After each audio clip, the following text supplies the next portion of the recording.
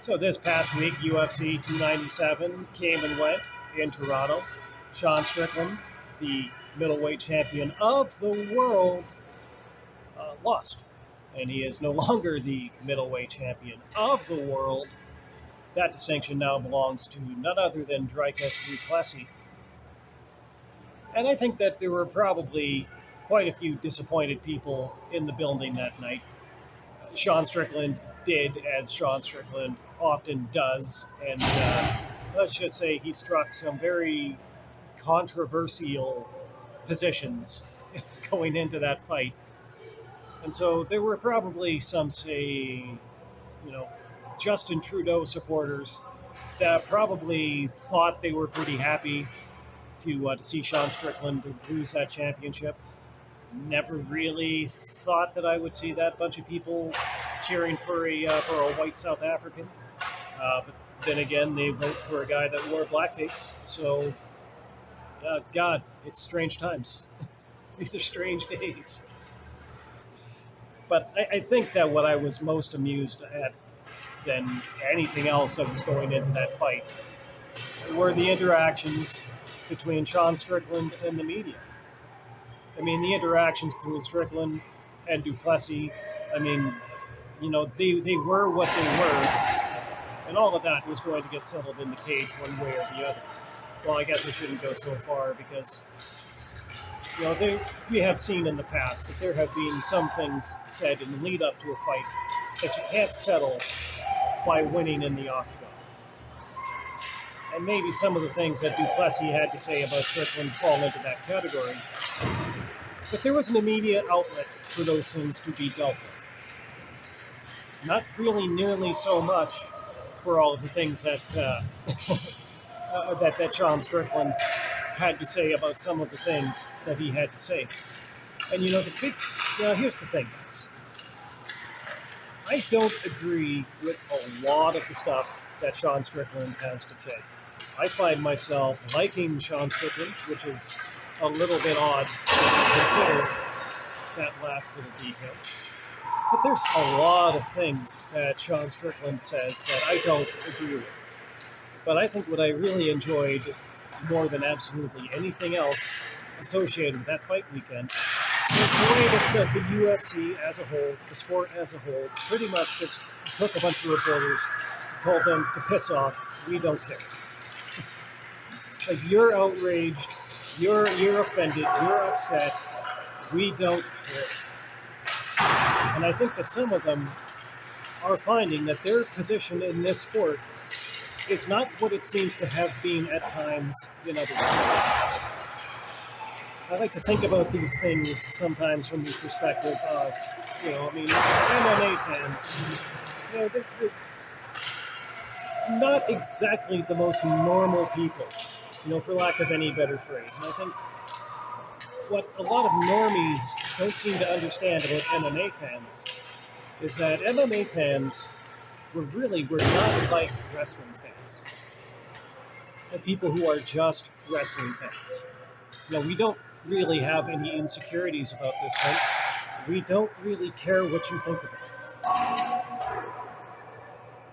There's that video of the from all the way back in it was the early '90s. Is that how long it took for all of this stuff to really come to light?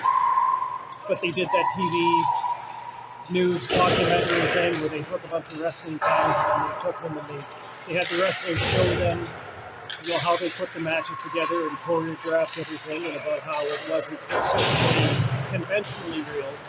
And then they were talking to these fans afterwards, and the one guy was saying, "He's still real to me, man." And he was really upset by what had just been revealed to him. We don't have that same kind of mentality about this sport. We don't care. It's politically incorrect. A sport where we send people into a cage to punch each other in the face for the entertainment of 18,000 people. Some of those guys, have some pretty harsh opinions about some things in the world. We're not shocked by this. We don't care. We're not sending these guys there because we like their opinions. We're sending those guys there because of their fighting skills. So in the case of, say, Rachel Gilmore, who actually in the days leading up to the fight, actually seemed to be of the opinion that her TikTok followers were going to be a strong enough voice to get Sean Strickland kicked off of the card, and to get the middleweight champion of the world kicked out of the main event of a pay-per-view MMA card, or to have the whole thing canceled altogether. Really just gives you a sense of exactly how clueless they are about this sport, about the kind of people that participate in it, about the kind of people who enjoy it. We don't care. We don't really care what you think. Like, we're still going to buy those tickets. We're still going to order that pay-per-view. We're still going to go to the corner bar, to the local sports bar, and watch the fight, regardless of whether or not we like the opinions or the every solitary thought of everybody that's involved and everybody on the card. We don't care. So there was at least one journalist from the Canadian press who tried it at the press conference with Sean Strickland. Got absolutely nowhere with him. He got lit up. Yeah, it actually kind of seems like the fans really liked that. As a matter of fact, it seems like the fans liked it so much that you had that 18,000 people chanting "fuck Trudeau" with Xavier Trudeau in the building. It's I do feel kind of bad for that kid a little bit. That could not have been an easy moment. But his dad's a public figure who has, let's just say, put a lot of noses out of joint in this country, often needlessly. I mean, a week later, you've got a court coming out and saying that it was contrary to the Charter of Rights and Freedoms and contrary to the Constitution of Canada for them to invoke the Emergencies Act and do what they did to the trucker convoy. There's a lot of people out there that have some very bad feelings towards him. It's kind of a shame that his son has to find out about that in no uncertain terms. It is what it is. And so then afterwards, after Strickland had lost his split decision to Dricus Du Plessis, which, a lot of people do seem to think was the wrong decision, regardless, not really the point that we're getting into here. So then afterwards, some other journalist, he tries it with Dana White. Dana White just basically stares him down like, well, what about free speech? What about free expression? The UFC. We're not sending cops with truncheons into the Performance Institute if some fighter, has an opinion that we don't like. It's not what we do here. Maybe it's what you do here. But it's not what we do here. Because really, we don't care. To me, gets my mind circling back to that whole thing, that slogan that kind of pops up every so often. If you can play, you can play. And I believe that very much true. If you are playing a particular sport, and you can play that sport, you should be able to play regardless of anything else. So if you are gay, straight, bi, whatever, anything under this alphabet coalition, any of those things, hey, if you can play the sport, you should be able to play the sport. Anywhere, against anybody, to that of the same sex. The same biological sex.